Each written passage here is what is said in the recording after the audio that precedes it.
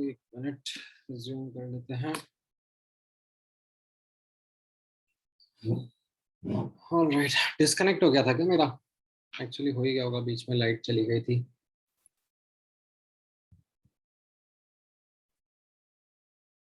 Yes sir, meeting भी वो हो गई थी, एंड हो गई थी। अच्छा, हाँ वो एक्चुअली इन्वर्टर ठीक करने के लिए आया हुआ है। आई थिंक बीच में शायद वापस से हो, उसका काम अभी भी चल ही रहा है। कोई नहीं, जब तक जितना है उतना हम लोग देख लेते हैं। सो ये हम लोगों ने Faraday's first law and second law discuss कर लिया है। अब इनका मैं एनसीईआरटी वर्जन आपके साथ शेयर कर देता हूँ, ठीक है?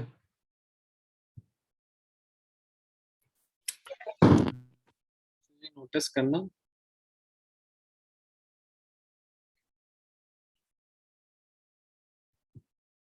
NCERT version of Faraday's laws. Now कैसा रहेगा ये?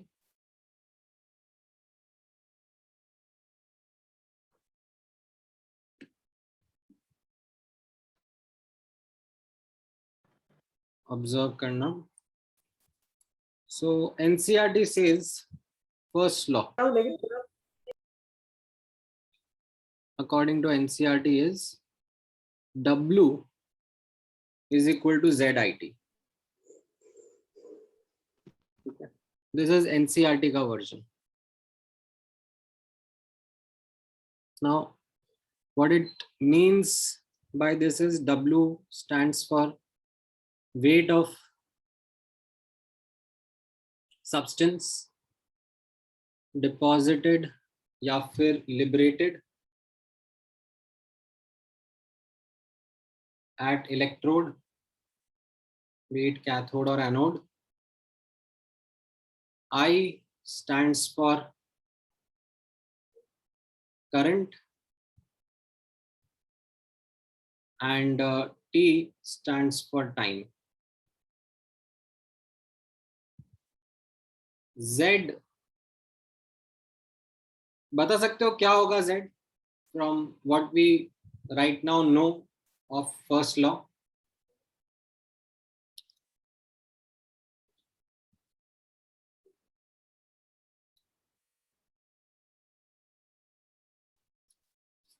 अभी हमें फर्स्ट लॉ के बारे में क्या पता है? Equivalent of substance is equal to IT by 96500. Yes sir. अच्छा, इक्विवेलेंट को we can write it as mass of substance upon equivalent weight.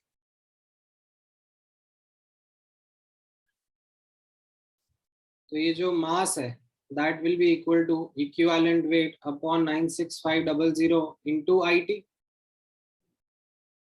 तो आपको समझ में आ रहा है कि ये Z क्या हो जाएगा? This is equal to equivalent weight of substance upon 96500. Okay. Right, अब एनसीईआरटी में इसको एक फैंसी नाम दे दिया है, इलेक्ट्रोकेमिकल इक्विवेलेंट ऑफ सब्सटेंस. ठीक है, एनसीईआरटी ने क्या दिया है actually, like this is what the original version was.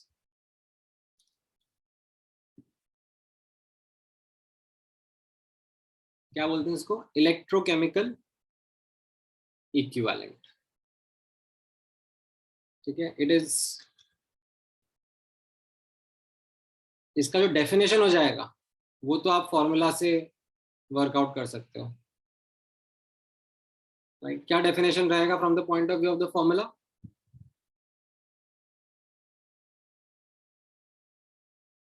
You can say that 1 gram substance को नहीं, क्या बोलना चाहिए इसको, दैट 1 एम्पियर करंट 1 सेकेंड में कितने ग्राम सब्सटेंस को डिपॉजिट या लिबरेट कर देगा, that is what is Z और इलेक्ट्रोकेमिकल इक्विवेलेंट। डेफिनेशन समझ में आया? हाँ sir. The definition would be mass in grams of substance that can get deposited or liberated by 1 ampere current in 1 second. ये definition हो जाएगा, but ठीक है, like we know what it is now. Are you comfortable with what it is? Yes.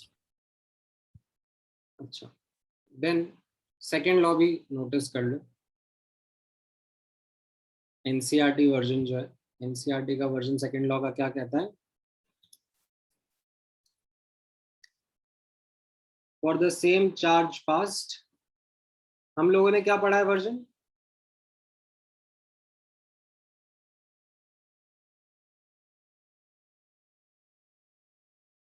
What is the version that we have studied? Chemical equivalence. Equivalence of substance 1 is equal to equivalent of substance 2,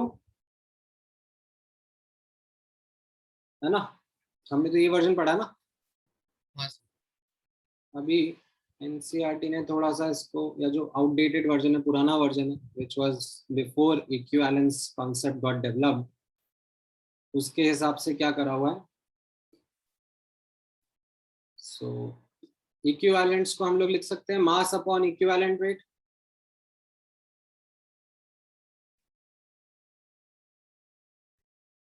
है ना? तो मैं ऐसे लिख सकता हूँ m1 upon m2 is equal to equivalent weight upon equivalent weight, right? अब इसी चीज को यहाँ पर इक्विवेलेंट वेट की जगह क्या लिख दिया? Electrochemical equivalent.